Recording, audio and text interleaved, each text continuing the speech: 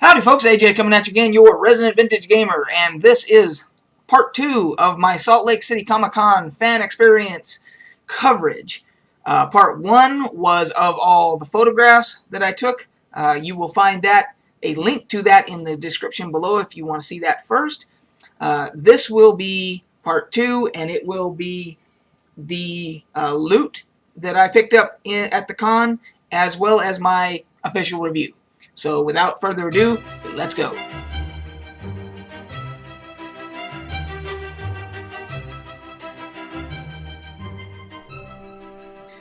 Okay, so let's start off with, we'll go through the stuff that I picked up at this con. And I've noticed that each one that I go to, let's see, if you count, this is the second FanX, 2 ComicCons, and then FantasyCon. So this is the 5th one here in Salt Lake City. So as I go, I'm buying less and less because I pretty much have everything that I want. So I have to find things that are really of interest to me to bring them home. So with that, the first thing I want to show you is actually that I picked these patches up at a previous. You gotta excuse my alarm clock there, my cuckoo clock, I should say.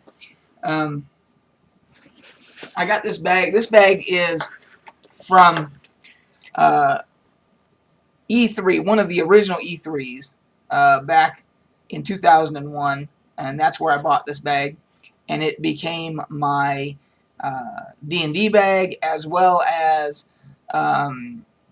my convention bag. It was just fantastic purchase. I've had it since 2001, so like 14 years, and the thing's holding up perfectly. But I bought these patches at a previous convention, and I actually had them put on just in time for this one. So as you can see here, I've got my my Doctor Who, the TARDIS. I've got my Serenity from Firefly, Jurassic Park, of course, and I had to get the park security officer because I did the security for Jurassic, so I thought that was appropriate. And of course I had to get my Rebel Alliance patch, and down here, if I do it like that, you can see my Black Mesa. So anybody that's a Half-Life fan will recognize the Black Mesa research facility. And on the top here, I even got a Aperture Laboratories from Portal patch. So with that in mind, I actually picked up some more, and I think I'll have room on there for the rest of these, starting with the greatest movie of all time, Jaws, in my opinion. Finally got myself an Amity Police patch. Here's a bit of trivia for you guys that don't know it. The original title for Return of the Jedi, for Star Wars Return of the Jedi, the original title was actually Revenge of the Jedi. And I found a patch with that on there. That was the original title, and then George Lucas thought about it and said, that doesn't really make a lot of sense because Jedi are taught not to seek revenge. So he had to change the title. So I used to have a poster, original poster for Revenge of the Jedi. I don't want to know what they're worth now if I still had it. So, and then finally, because I had my Aperture Laboratories, I saw this and I was able to get the last one they had. Anybody that played Portal 2 knows the reference that Wheatley took over and changed it to Wheatley Laboratories. So I haven't seen anybody else with one of these, and this was the last one they had. So I was pretty happy to get that. So those will all be going on the bag. In addition, one of my favorite fantasy authors, Tracy Hickman, and his wife, who is also an author, Laura Hickman, were at the con. They live here in Utah, so they are usually at all of these. And I finally decided to buy his book Wayne of Gotham, about Bruce Wayne and Batman. So I want to, I think I'll give this one a try. Tracy Hickman is known for his fantasy writing. So this is a little bit of a different setting. It's not exactly a fantasy setting. It's more of a superhero, but I was able to get him, of course, to autograph it for me and everything. So looking forward to reading that. Let's see. There's a guy that does these. He actually does full size, like poster size editions of these, but I wanted to just get a couple of bookmarks from him because I'm once again getting limited on my wall space. I have to be selective. I still have some, but I have to be selective on what I put up. So these are actually on metal. I think it's aluminum that he does these, and I don't know how well this is going to come up because of the glare. But that is Darth Vader, and they're beautiful. I mean, the full-size ones were gorgeous. And then the other one I got was Alien. I don't know how that's... So, got me a couple bookmarks. These were only, I think they were 2 for $5. Yeah, they weren't very expensive. These weren't very expensive, so happy to get those. I did pick up a couple of comics. This one they were giving out for free. They were just handing these out. This one and another one. You had to choose between which one you wanted. This is Grimm Fairy Tales 100. Don't know much about it, so I will be perusing this at some point. Looks like Age of Darkness. Yeah, Age of Darkness. So, but it was free. They were just handing them out. So, and it's got some beautiful artwork inside. So, looking forward to that. And then my favorite local artist, Tyler Lampf, was of course there. And I've shown his work before, the stuff that I've purchased from him before. But he actually did his own comic called 7. And I haven't read it yet, so I'm looking forward to that. Of course, he did all the artwork as well, the artwork and the writing and the whole bit. So looking forward to that. So got a couple comics. And I found this, which was, I don't normally make these kind of purchases at a convention. But I've been looking for this, and it just so happened that there was a game, I think it was Heebie Jeebies Games, they had a booth there, and they had the Book of Vile Darkness from Dungeons and Dragons. And there's a specific reason that I wanted this. There's actually a Greyhawk from the world of Greyhawk. There's a Greyhawk villain that shows up in here by the name of Vecna.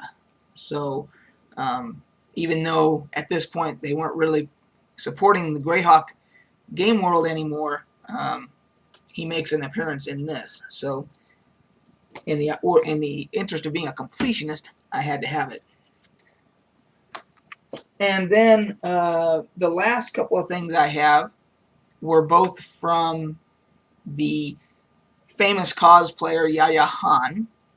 And I got one autograph for me, and my wife got one for her. This is the one I got right here, and that's going to be very shiny. See what we can do there about the glare. That is the famous Yaya Han, and she makes all of her own. Everything that that she wears, she makes it. And she actually had quite a line there. They put her in a booth in the middle of everything with nowhere for a line to be. And I don't think that the people arranging the con had any idea of how popular she was. So they had to kind of get creative on how to serpentine the line for her. The one that my wife got, we actually got framed. There was actually a place that did framing right on spot, which was actually really handy, and they were very reasonably priced. And this is going to be really hard to do this, but let's see here if you can. It's going to be really shiny. But anyway, you get the idea. My wife is a big Wizard of Oz fan, and she hasn't done any Wizard of Oz cosplay. So the closest thing was Snow White that she had there. And she autographed it for her, and we were able to find that place right there that did the matting and everything. So that will be going up in my wife's office. And I think that does it for the loot. So let's talk about the actual review of the con. The fan experience, I went to the press conference and they announced that they're trying to make this they used the word a more intimate setting for the fans, meaning that they limited the ticket sales, and they did not use the whole venue. They only used about half the venue. The whole other wing that they've used for the ones in September, the big Comic-Cons, that wing was not open for this. So it was much more condensed, and they said that they limited ticket sales. I would say that it probably was not as crowded as I remember other cons. However, if they had opened the other wing, it still would have been much more comfortable. Yesterday was quite crowded again, as Saturday always is. But I'm sure that to keep costs down that they didn't want to do that. One of the things that they did that really made an enormous difference was there were no more lines to get in to the con. As my buddy that was with me last year can attest, the lines to get in for the one in September, this past 2014 one, were ridiculous. I mean, they went literally around the entire block of the Salt Palace. And it was miserable for people trying to get in and everything. So what they did this time was that this badge here, or the wristband, they actually, when you order your tickets, they mail these to you, and then you're able to go on with the serial number and register it to yourself in advance on the internet. And then when you go, you just scan your wrist at the kiosk to go in. And it made a huge difference as far as getting access to the convention this time. So that was a major improvement that they did. The overall organization, I believe, was really done well. There never seems to be enough space for the celebrity booths where they do the autographs and all that. No matter how they do it, it never seems to be. There's some people that lines are longer than they anticipated, so they have to get creative on how they move the lines around and things like that. So I'm not sure what the fix is for that, but they are trying, and they constantly are trying to, massage it around and change it around to try and make it better. So now I do have a couple criticisms. Number one, because they made this so much smaller this time, there was no seating for at least on the first day. I believe they brought a little section of bleachers in on either the second day or yesterday because of the problem. But there was no seating, so when you would buy food, there was nowhere to sit and eat. People were just sitting on the floor everywhere throughout the con trying to eat. Out in the hallways, behind the curtains, people were just sitting on the floor. I mean, that does not look good, guys. If you're listening, Salt Lake Comic-Con, you guys know that. I mean, somebody brought in some bleachers finally, a little section of bleachers, and people were sitting on that finally. But there were no tables and chairs. When they have the other wing open, they have a nice big section with tables and chairs for people when they buy their food to go and sit and eat. When you pay the money we pay to get in, you need to be somewhat assured of some comfort especially if you're paying $10 for a burrito, or $8 for a slice of pizza. I mean, a place to sit down and eat it would be assumed that that's going to be part of the deal. So that is one criticism. The other criticism, I don't know that is specifically even to be directed at the Comic-Con people. I think it's more the handlers of the celebrities. And maybe the handlers were actually volunteers from the con. I'm not exactly sure who was doing the handling. But when you have the autograph booths, they were charging for autographs and they're charging for photos, whether you want to take a selfie with the person or whatnot. And then separately from that, they had paid photo ops with a professional photographer with a backdrop and all that. That was completely separate. But at the celebrities' booths, you had to pay to get the autograph, or get a photo and all that. And even if they didn't have a line, there was nobody in their line. They're just sitting there. The experience that we had, I had my nieces with me. We went up to a couple of them and said, my nieces just wanted to say hi. And my nieces, they didn't have, a pocket full of money to be going around and paying for autographs and pictures and all that stuff, but they just wanted to say hi. And the handlers were saying, no can do. You got to buy something, or you can't talk to them, or whatever. And, because I'm a member of the press, so I was able to talk to Billie Piper. And Billie Piper of Doctor Who, she could not have been nicer. The lady in front of me had a thing she brought. It was like a hand-done quilt that she had done, a Doctor Who quilt, and she had Billie sign that, and she could not have been nicer, and more, endearing and everything. And then I asked her, question. I told her I was, who I was, and that I did, YouTube videos and all that, and I wanted to ask a question for my viewers and all that. And basically the question I asked was, I'm sure my viewers would like to know, people that are fans, my viewers that are fans of Doctor Who would like to know if she's a gamer. And she said that unfortunately she has never been a gamer. She's not interested in it. It's not her thing. She's not really into technology a lot either. So it just wasn't her thing. So I had a follow-up question for her. If she would have said she was a gamer or whatever, I would have said, well, did anything you did in gaming, did any of that help you in your acting? Did you use any of that, especially if you did any role-playing games, like, and that type of thing? But I didn't even have the chance to ask her that because she's not a gamer. So, but she could not have been sweeter than pie. I mean, and I know that if my nieces wanted to just go up and say hi to her, she wouldn't have had a problem with it. I could tell just from talking to her. You can get that. You can read people. And but the handler was, no, you can't do that, and you know what? That's bullshit. The reason that all these people are rich and have the lifestyles that they have is because of the fans. And this is called the fan experience. So I don't know if that's Salt Lake ComicCon that was being more heavy-handed, and the other one was Christopher Lloyd. Same deal. No one in his line or whatever, they wanted to go up and say hi to him, and they said absolutely not. Can't do it. You got to buy something. You got to get an autograph, whatever. Bullshit. Absolute horseshit. He had nobody in his line. There was no reason. I mean, I can see if there's a long line, there are people who want to pay to get autographs and things like that, and they don't want you holding up the line and you're not paying. That's fine. But there's nobody in the line. There's no reason that he couldn't say hi, to them or whatever. I didn't care about,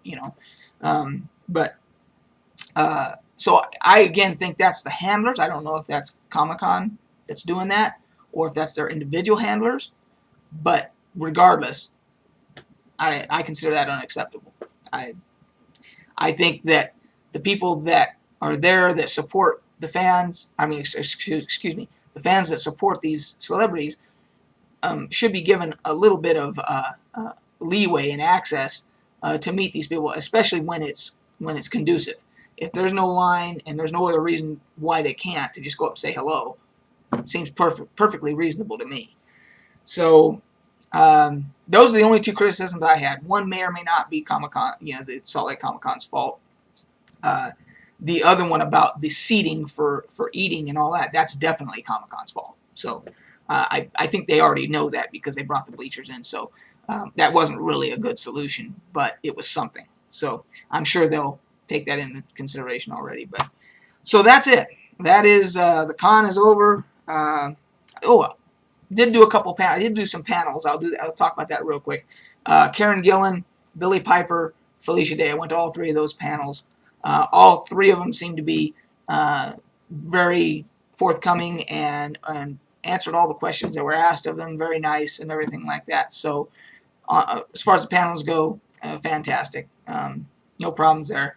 That'll do it, guys. We'll catch you on the flip side.